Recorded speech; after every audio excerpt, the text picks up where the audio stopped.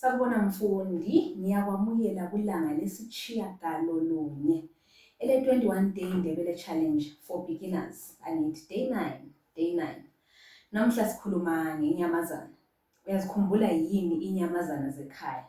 Do you remember your domestic animals? Let's find out. Angithi ukuyini lokho? Inja. Angithi lokhu ke ukuyini? Inkukhu. What about the goat? Imbuzi. And the cow? Inkomo. Angithi lastly we have the pig. Sithi kuyini ngesindebele? Ingulube. Angithi right. Uthole ngaki lapho? Wazi inyamazana ezengaki namuhla? Alright, siyaqhubeka. Sifuna ukubala inyamazana. Sisithi thina I see 1 pig, 2 pigs, 3 pigs. Uyakhumbula yini ukubala inyamazana zakho usiyafika ku 5? Asibone ukuthi uyakhumbula yini.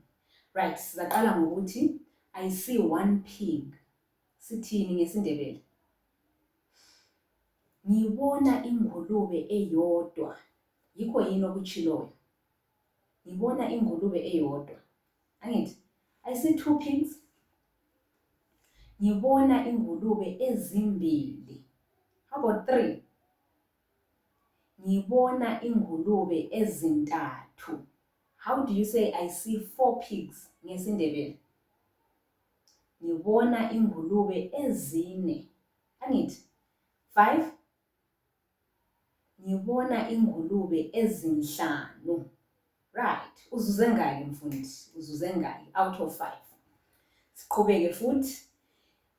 Uza kusho njani ukuthi I see 1 dog? Ngibona inja eyodwa. How do you say I see 1 dog right now? Ngibona inja eyodwa khathesi. Angithi always khathesi for right now. Siqhubeke. I see 2 goats. Ngibona imbuzi ezimbili. How about I see 3 cows? Ngibona inkomo ezintathu. How do you say that I see 4 pigs? Ngibona ingulube ezine. And how would you say I see 4 pigs right now? Ngibona ingulube ezine khathesi. Angithi I see 5 chickens. Ngibona inkukhu ezinhlanu. Right. Kuyezwakala yini mfundi? Ngithemba kuyezwakala. Inqobe, nanzi inqobe zakho za lamhla. Ngifuna uthi wena I see 5 chickens and 3 goats right now. How do you say that in Ndebele? Let me see your sentence in the comments. I see 5 chickens and 3 what?